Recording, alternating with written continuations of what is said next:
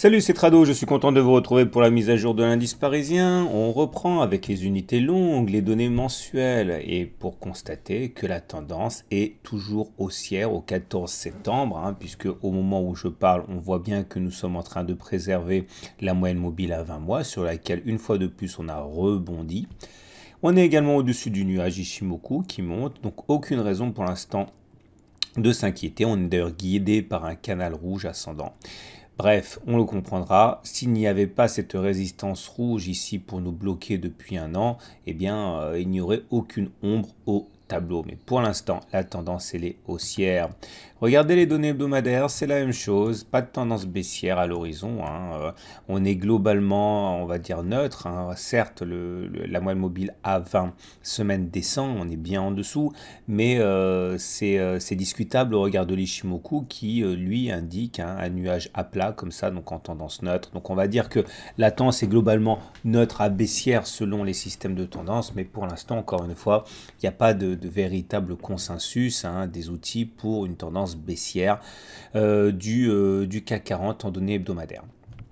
Regardons les données journalières pas sans avoir fait auparavant un point sur les éléments fondamentaux. Alors ces éléments fondamentaux ont été plutôt bons aujourd'hui, puisque nous avons eu d'une part Monsieur Draghi la BCE qui a rassuré sur le rythme auquel elle allait augmenter ses taux d'intérêt. Tout serait en fait assujetti à l'évolution de l'inflation. Clairement, ça veut dire que ça peut monter, mais ça peut aussi être bloqué rapidement si on est à l'aise avec l'inflation. Certes, le programme de rachat d'actions va se ralentir pour la Fed, mais les opérateurs ont bien compris que la Fed allait les brosser dans le sens du poil. Voilà où on est pour les données journalières, pour l'analyse chartiste. Vous voyez, parfois, il faut vraiment éviter de faire trop compliqué. Ça fait maintenant, depuis juin 2018, qu'on a du yo-yo entre la zone de résistance rose et la zone de support orange. Vous voyez, on peut effectivement, et ça je l'ai dit beaucoup aux élèves que je coach, on peut faire dans la sophistication, mais le plus simple, c'est quand même de partir de ce que tout le monde voit. Et tout le monde voit la zone de résistance et la zone de support. Ça fait 5 séances maintenant que le rebond a été engagé et pour l'instant rien n'interdit d'espérer un contact avec la zone rose. Alors c'est un peu plus compliqué que ça, mais encore une fois on se disait la même chose le 16 août et pourtant le contact a été fait. Alors vous remarquerez que le gap, que d'ailleurs j'ai oublié de mentionner, heureusement que beaucoup de tradosoriens sont plus attentifs que moi.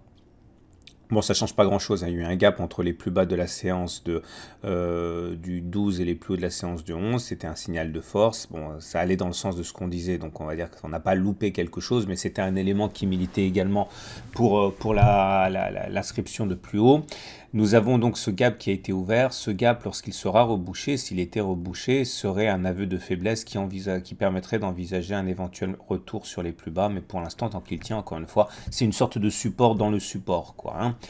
Notez également, et on m'a posé des questions, je suis désolé, j'ai peut-être pas été assez clair, le canal vert est pour l'instant hypothétique. Il est constitué de la parallèle, de l'oblique en haut, là, que l'on reporte sur le point bas selon la règle des cassures de triangle. Ça, j'en ai beaucoup parlé, il faut que vous regardiez les vidéos de la semaine dernière. Il ne serait activé que si on cassait les 5245. Ok ? Alors, regardons maintenant les Fibonacci. Là aussi, franchement, ne pas utiliser les Fibonacci quand on fait de l'analyse technique, c'est quand même une erreur. Regardez, c'est millimétré. Je vous avais expliqué, les Fibonacci, c'est très simple, ça se trace tout seul. Il y a un module de formation sur tout ce que je raconte, les Fibonacci, les triangles, les gaps, etc. Et lorsque l'on franchit un niveau de Fibonacci, généralement, on va chercher le niveau suivant, à moins que l'on repasse en dessous du premier niveau cassé. Alors clairement, on a cassé les 23,6, on est allé chercher les 38,2, on a cassé les 38,2, on est allé chercher les 50. Alors malheureusement, c'était difficile d'en bénéficier pour ceux qui n'ont pas le nez dans les graphes à longueur de journée, clairement les intradés, hein, puisque ça se fait en l'espace d'une séance. Généralement, ça se fait pas en l'espace d'une séance, ça se fait en plusieurs séances, donc on a le temps d'en profiter. Là, ça n'a pas été possible, enfin ça a été possible uniquement pour ceux qui font de l'intraday. Vous remarquerez comme les 50% ont cassé net l'élan haussier, donc il faut faire attention. Ce qui m'amène du coup à parler des chandeliers japonais. Les chandeliers japonais, j'adore, vous le savez pourquoi, ça donne la psychologie. Alors là, effectivement, la bougie de mercredi était une belle bougie, on l'a dit, qui terminait dans le tiers haussier et qui donc laissait anticiper inscription de plus haut. La bougie du jour est d'un tout autre acabit parce que ça ressemble à... Bon, c'est un doji, hein, c'est un doji, vous voyez. Vous avez un niveau d'ouverture de clôture qui sont similaires. S'il n'y avait pas eu de mèche, on aurait parlé de doji en pierre tombale. Hein. Ça porte bien son nom. Il faut faire très attention parce que quand ça arrive sur un niveau de résistance important, comme les 50% de Fibonacci, généralement, hein, ça montre qu'il y a vraiment des réticences à aller plus haut. Donc, j'aime pas du tout la bougie et cela va impacter du coup la stratégie de retour à la M20 qu'on va voir tout de suite. Voilà ce qu'on a au niveau des indicateurs techniques. Alors vous savez, je l'ai expliqué, je le redis, lorsque l'on réintègre les bandes de Bollinger après que l'on en soit sorti, ça s'est passé ici, statistiquement on va chercher la M7. Lorsque l'on crève la M7 et dans ce scénario-là, statistiquement on va chercher la M20. Regardez, ça s'est produit là, vous voyez. On sort des Bollinger, on revient au-dessus de la M7, on va chercher la M20. On sort des Bollinger, on revient au-dessus de la M7, on va chercher la M20. Sauf que, étant donné que la longueur de la mèche haute ici m'inquiète, je me demande si il n'y aura pas en fait un coup d'arrêt là. Et clairement, il ne faut pas oublier que lorsqu'on va chercher la M20, ça peut être le résultat des cours qui fondent sur la M20, ça peut être également le résultat de la M20 qui descend touché. Clairement, ce que je suis en train de vous dire, c'est que il est possible que suite à la bougie du jour, il y ait une accélération baissière. Et dans ce cas, la M20 descendrait pour faire contact avec la bougie.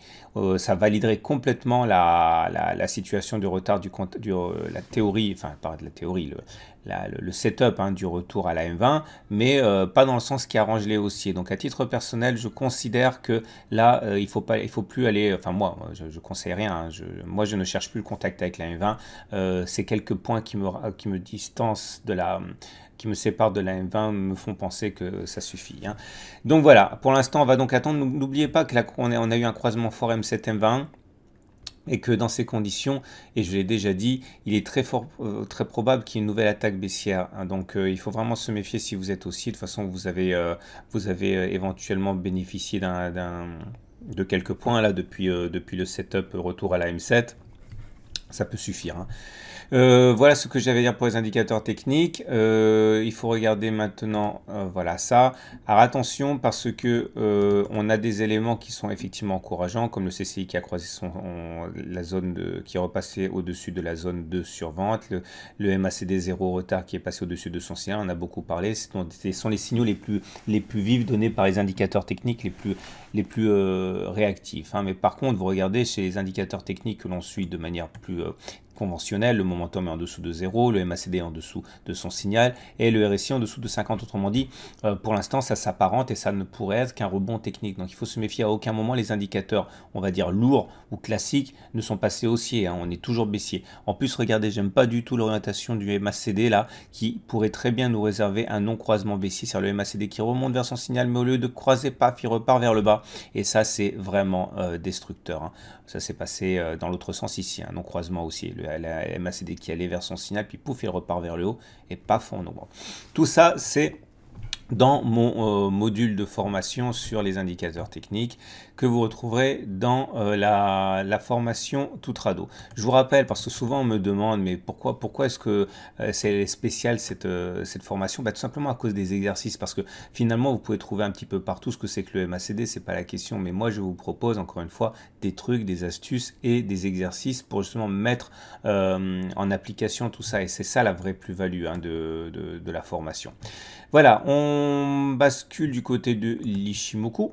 Et l'Ichimoku ne nous apporte rien pour le coup, hein, si ce n'est qu'il confirme la situation de trading range. Vous voyez le nuage qui croise, recroise, etc., etc. Bon, ça veut dire tendance nulle et création d'un trading range. Par contre, regardez, hein, c'est pas fait, hein, mais on voit bien que le nuage commence à vouloir devenir descendant. Il faut faire attention. Petit tuyau, hein. Ce qui compte, c'est pas la SSA, c'est l'orientation de la SSB. La SSB est toujours plate, ok. Mais là, on voit bien que la SSA veut s'enfuir. Bon, ça serait pas très grave en tant que tel si on s'arrête constater. Là, regardez, là, on a eu également la SSA qui plongeait, mais la SSB qui restait droite. Voilà, tendance note. Mais faites attention, si la SSB commence à descendre, ça risque de secouer, surtout, et ça arrivera si on casse la zone orange, là. Hein. Voilà, il ne me reste plus qu'à vous montrer les données horaires, comme d'habitude. Et ces données horaires, voilà ce que moi j'aurai sur mes tablettes demain. Donc c'est très simple. En dessous de 5327, je vise 5305, 306. Au-dessus de 5333, je vise 5358. Voilà. Je vous souhaite une très bonne journée et je vous dis à demain pour la mise à jour.